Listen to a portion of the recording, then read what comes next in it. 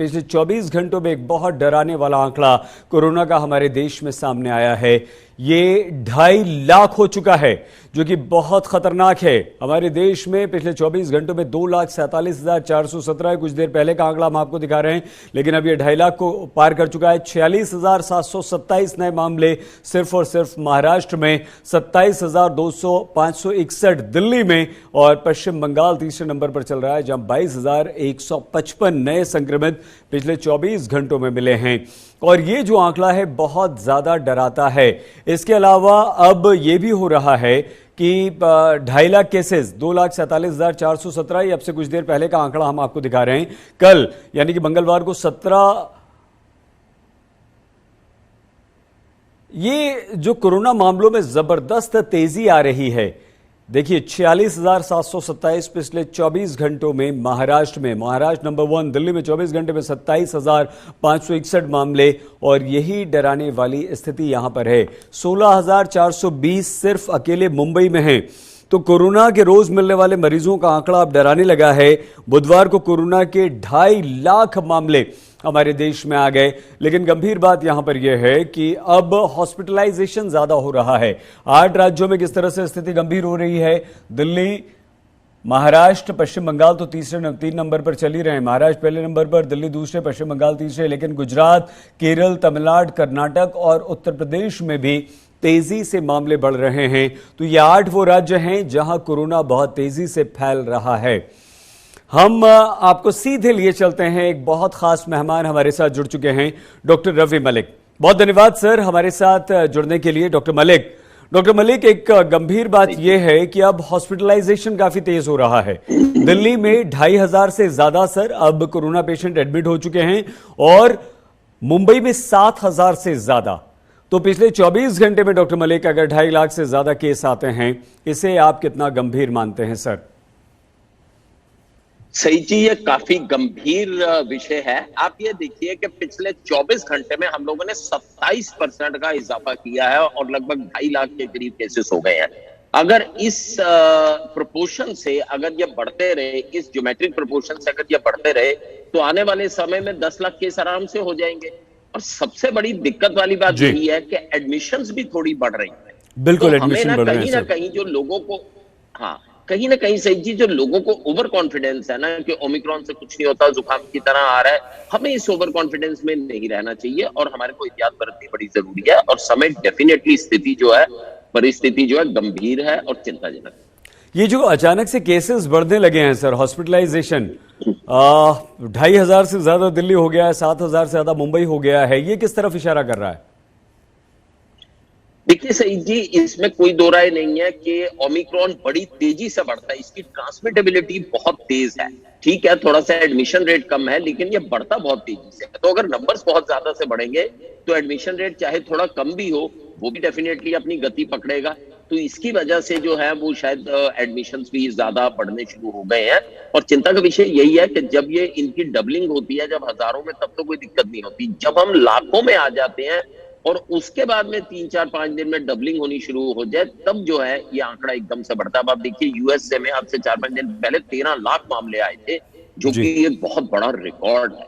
तो ये जब बढ़ते हैं तो इस तरह से बढ़ते हैं। सर, एक बहुत महत्वपूर्ण बात है, ये कहा जा रहा है कि कोरोना में डेल्टा भी है, ओमिक्रॉन भी है, दोनों चल रहा है इस वक्त। तो ओमिक्रॉन में लक्षण भी काफी हल्के फुल्के होते हैं और हॉस्पिटलाइजेशन न के बराबर है।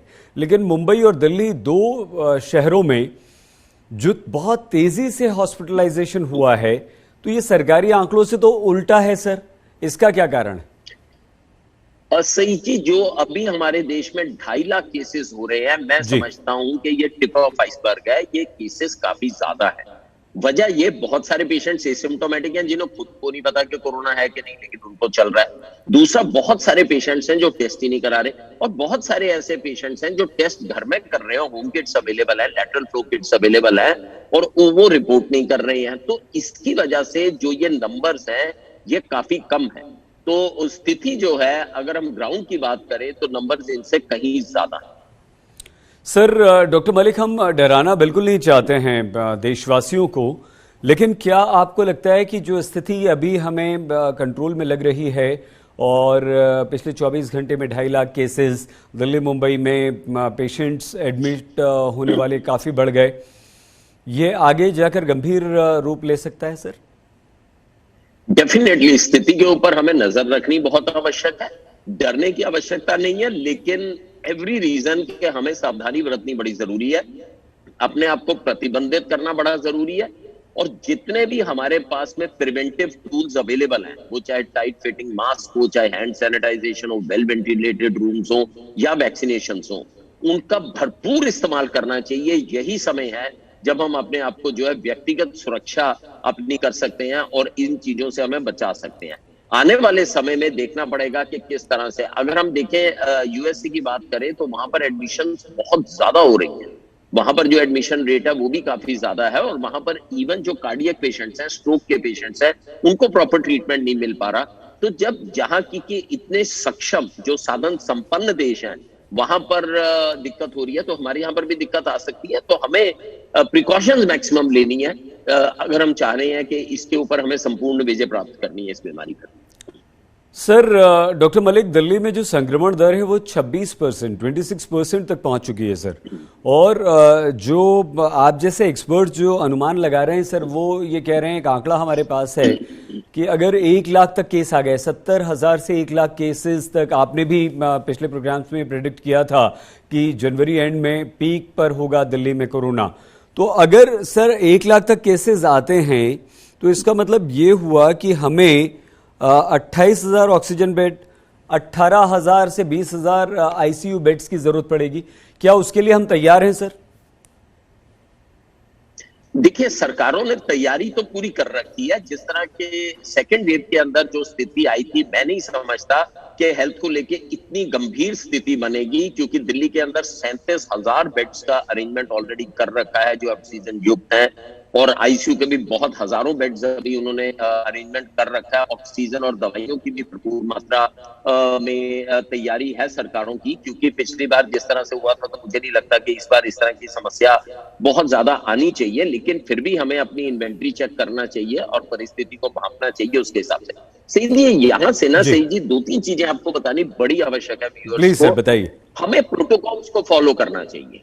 टेस्टिंग की प्रोटोकॉल है, क्लियर प्रोटोकॉल्स हैं टेस्टिंग की। अगर किसी के घर में कोविड हो जाता है तो जितने एसिम्प्टोमेटिक मरीज हैं, जो 60 साल से ऊपर वृद्ध नहीं है या जो शुगर वगैरह के मरीज नहीं है, कोमोर्बिडिटी नहीं है, उनको टेस्ट कराने की जरूरत नहीं है। बड़े क्लियर दिशा निर्देश हैं। हम अगर पैनिक करके हेल्थ फैसिलिटीज के ऊपर बहुत ज्यादा लोड डालेंगे तो उसमें बड़ी दिक्कत आ जाएगी। तो क्लियर कट गाइडलाइंस है आईसीएमआर की, जिसको हम सबको रिस्पेक्ट करके फॉलो करना चाहिए।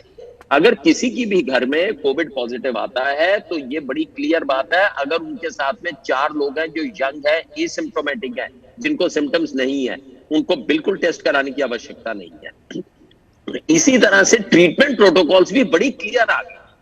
अगर आपको माइल्ड डिजीज है, यानी कि आपका SpO2 जो है 94 से ऊपर है और आपको माइल्ड डिजीज है, किसी किस्म की एंटीबायोटिक की कोई आवश्यकता नहीं है, किसी किस्म के ट्रीटमेंट की आवश्यकता नहीं है। केवल अपने सिम्टम्स के ऊपर नजर रखें और पैरासिटामोल लें।